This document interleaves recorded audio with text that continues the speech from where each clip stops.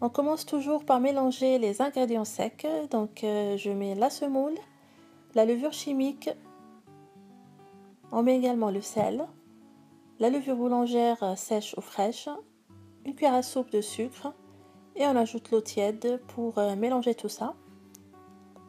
Au début, je mélange avec un fouet et après on peut verser la pâte dans un blender ou utiliser un mixeur plongeon pour bien lisser la préparation.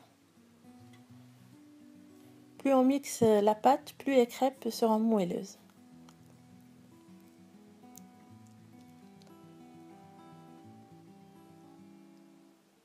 Après, on va couvrir cette pâte et on va la laisser lever pendant 1 heure. Et on va faire pareil avec la farine de blé complète. Donc on mélange toujours les ingrédients secs et on va ajouter l'eau et on mixe le tout.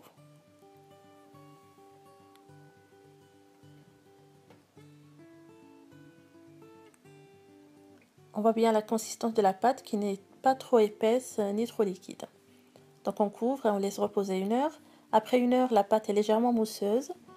On chauffe une poêle anti-adhésive et on va commencer à cuire nos crêpes sur feu moyen. On dépose une quantité de pâte et on laisse la magie s'opérer avec ces petites bulles et ces petits trous qui apparaissent, d'où l'appellation de ces fameuses crêpes 1000 trous. Ces crêpes, on les fait cuire sur une seule face et sont prêtes quand la surface est bien sèche.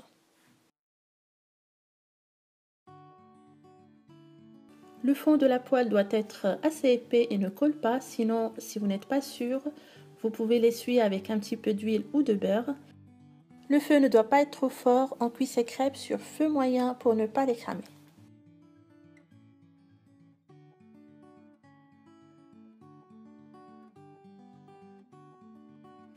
Une fois cuites, on dispose les crêpes séparément sur un linge propre. On ne les met pas tout de suite l'une sur l'autre, si elles sont chaudes, elles vont coller. On sert ces crêpes avec du beurre et du miel fondu. On peut aussi les servir avec de la confiture, de la Nutella, selon votre goût. Et on les accompagne avec un bon verre de thé.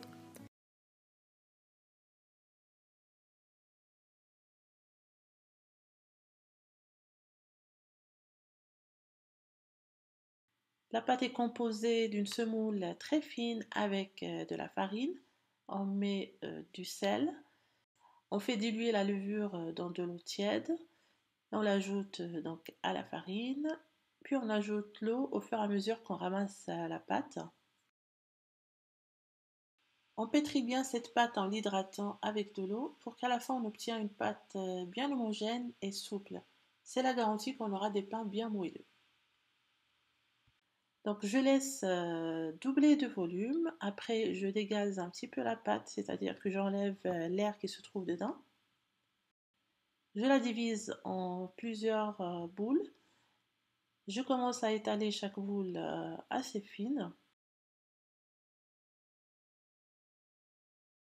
Et je les fais cuire dans une poêle chaude au fur et à mesure que je les fais. Je ne les laisse pas lever encore une fois. Là, j'utilise 2 poêles pour aller vite. Vous disposez le pain sur la poêle bien chaude. Dès que vous voyez des petites bulles qui commencent à apparaître en surface, vous retournez le pain, vous laissez cuire sur l'autre côté. Après, vous le retournez encore une deuxième fois. Vers la fin de la cuisson, le pain va gonfler comme ça. Il est rempli d'air chaud, c'est-à-dire que le pain est bien cuit à l'intérieur. On va essayer de retourner sur différentes faces pour qu'il prenne un peu de couleur, que ça reste pas tout blanc tout blanc. Et on continue comme ça avec le reste de la pâte.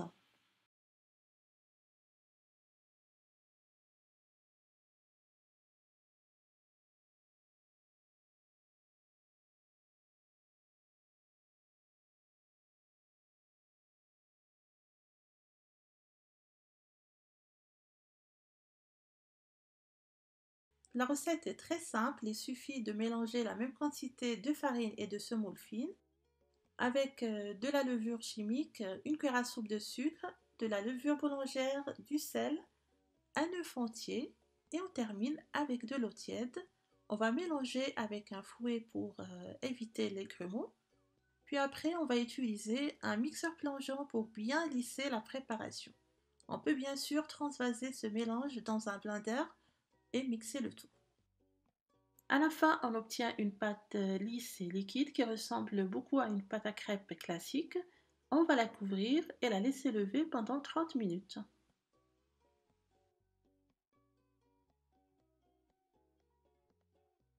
Après les 30 minutes, je chauffe une poêle anti-adhésive. Je vais l'enduire d'un petit peu d'huile à l'aide d'un pinceau et je vais mettre une quantité de pâte pour laisser cuire sur feu moyen.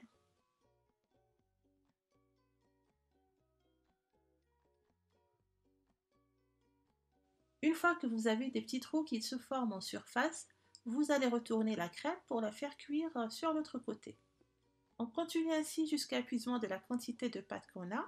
Avec cette quantité, vous allez obtenir 8 crêpes.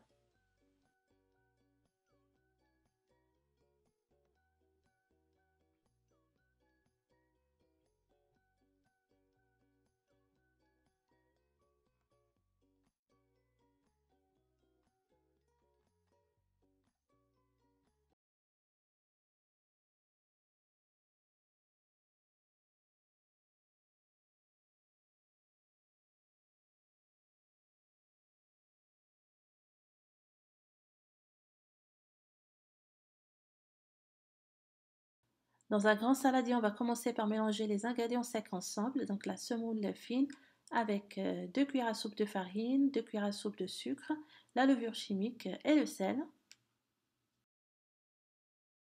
On ajoute par la suite l'huile et on va mélanger pour avoir une texture sablonneuse. On peut, selon la préférence, utiliser du beurre, donc vous faites fondre 150 g de beurre. Sinon, pour l'huile, vous utilisez celle que vous voulez. Si vous choisissez l'huile d'olive, il ne faudra pas qu'elle soit forte en goût. Et pour une version sans gluten, vous pouvez remplacer la semoule de blé dur par semoule de maïs.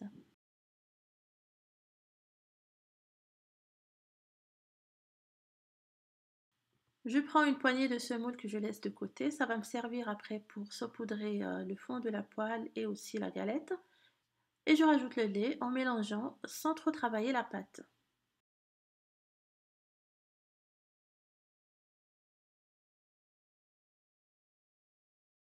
Je vais laisser reposer cette pâte pendant 8 à 10 minutes, le temps que la semoule absorbe le lait. Puis je prépare une poêle antiadhésive à fond épais. Je répartis un peu de semoule au fond.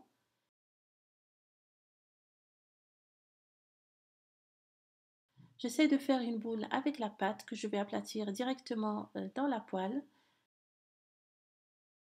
Je le fais à la main délicatement, tout en essayant d'avoir un résultat le plus lisse possible. Comme la galette est à base de semoule, elle a tendance à se fissurer un peu. Il faudra donc y aller tout doucement, comme vous pouvez le voir en image, pour éviter que la galette ne se casse.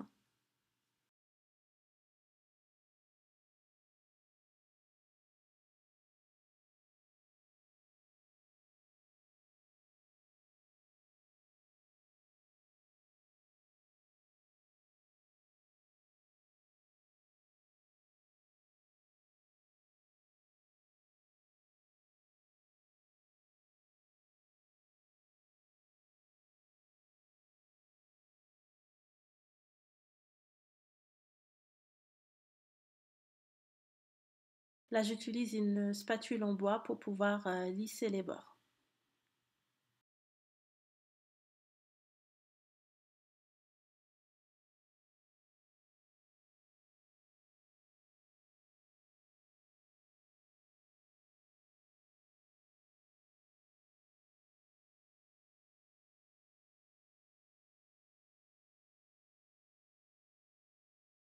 Maintenant, on va mettre sur feu moyen. On va laisser cuire en premier 10 à 15 minutes, donc le temps que la poêle chauffe et après le temps de cuisson.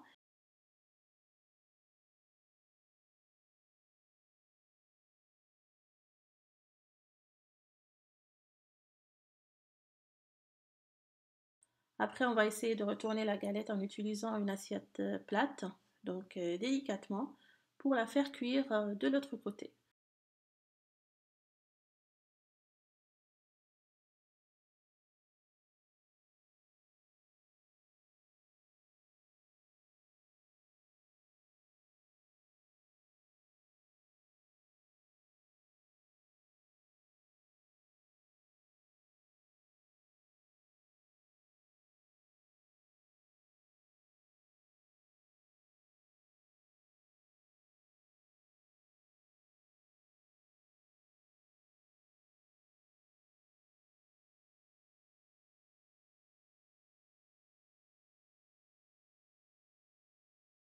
On commence par mélanger les ingrédients secs, la semoule fine avec la farine, les graines de fenouil, le sucre, la levure chimique et une pincée de sel.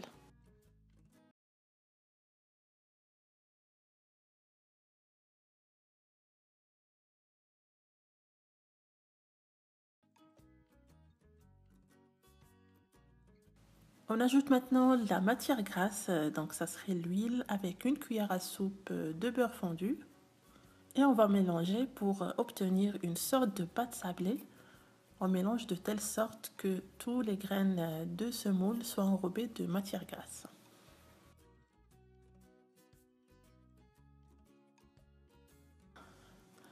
On verse le lait avec l'eau de fleur d'oranger. Et on continue à mélanger pour obtenir une pâte.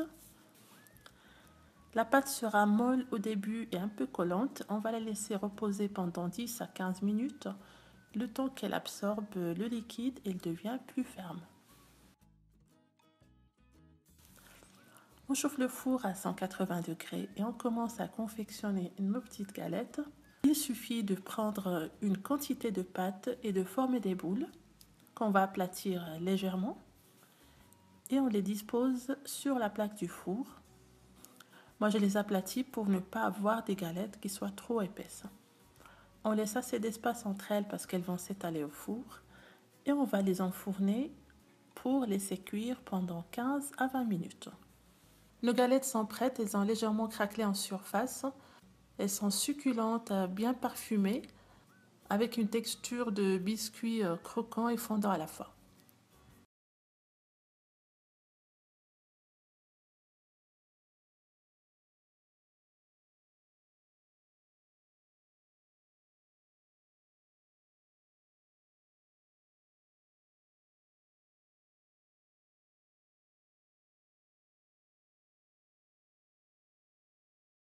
Pour cette recette, on aura besoin de 300 g de semoule fine avec 200 g de farine.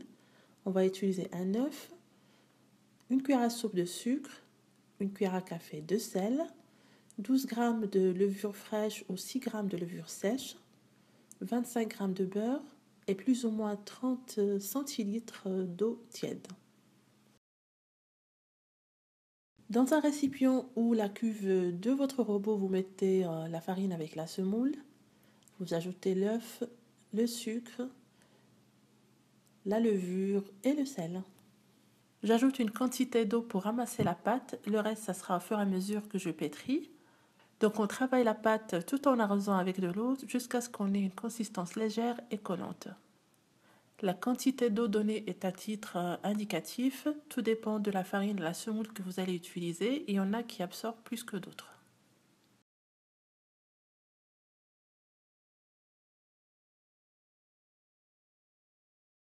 Maintenant, je vais rajouter le beurre et je continue à pétrir jusqu'à ce qu'il soit bien incorporé à la pâte.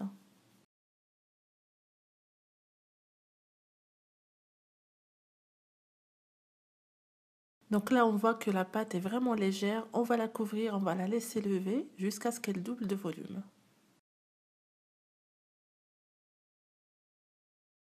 Après 40 minutes de pousse, j'imbibe les mains avec de l'huile et je vais commencer à diviser la pâte en 7 boules.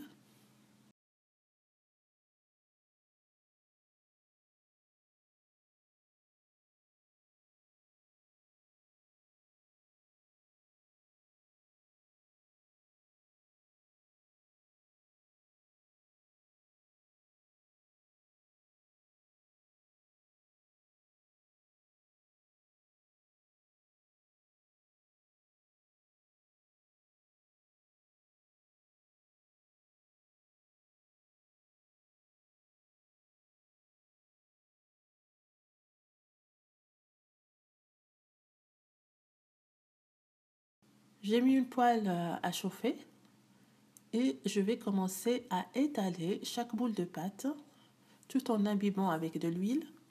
On peut mettre un petit peu de semoule sur le plan de travail. Je mets quelques gouttes d'huile sur la poêle qui est bien chaude et je mets une première galette pour la faire cuire. Plein de bulles commencent à se former. On laisse cuire 5 minutes environ. Puis on va la retourner de l'autre côté pour continuer la cuisson. On continue ainsi jusqu'à l'épuisement de toute la pâte qu'on a.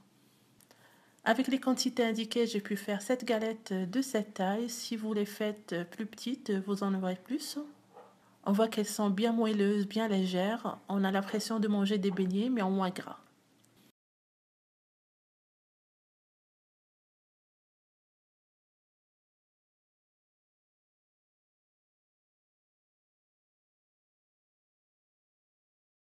Commençons par préparer la pâte, même si elle ne contient pas de levure, il faut commencer par la faire en premier, car en se reposant, elle est plus maniable, plus élastique, ce qui nous facilitera le feuilletage des semaines par la suite. C'est un mélange de farine et de semoule très fine avec du sel, de la levure chimique, qui va nous donner un côté feuilleté et légèrement croustillant des galettes. On rajoute de l'eau et on mélange, puis on va pétrir.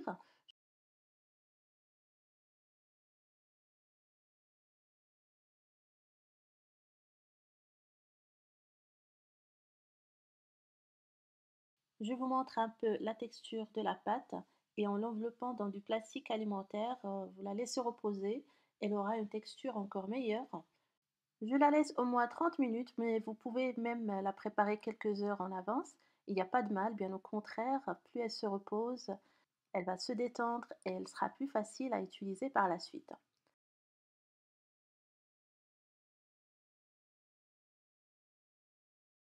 Pour la garniture, j'ai fait griller les poivrons au four et j'ai enlevé la peau. Je vais les couper en petits dés. Je chauffe une poêle avec un peu d'huile d'olive, je mets l'oignon émincé et je fais revenir un peu jusqu'à ce que ça commence à tomber. Puis on va rajouter les poivrons ainsi que les épices. Donc du sel, poivre, cumin, paprika. J'ai mis aussi une cuillère à café du concentré de tomate. Vous pouvez aussi mettre du piment si vous souhaitez. Je laisse bien mijoter en remuant de temps à autre. Et à la fin, on va rajouter un peu de thym séché ou du thym frais. C'est très simple mais bien goûteux et en même temps on aura des msemen très légers. On laisse refroidir cette préparation. Entre-temps, la pâte a bien reposé, je l'enduis d'un peu d'huile et je la divise en boules.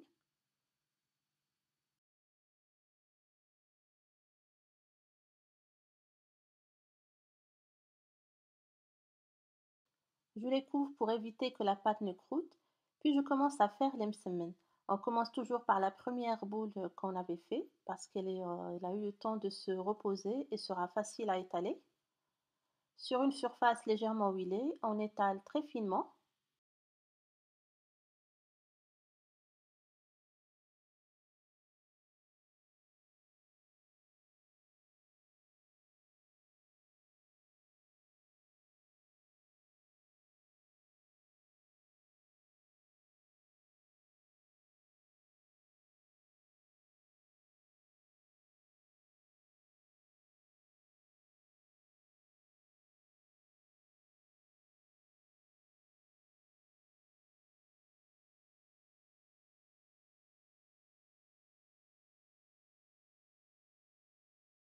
Je dispose la garniture, un peu de fromage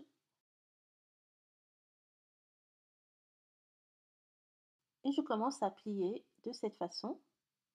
Il s'agit de bien envelopper la garniture dans la pâte.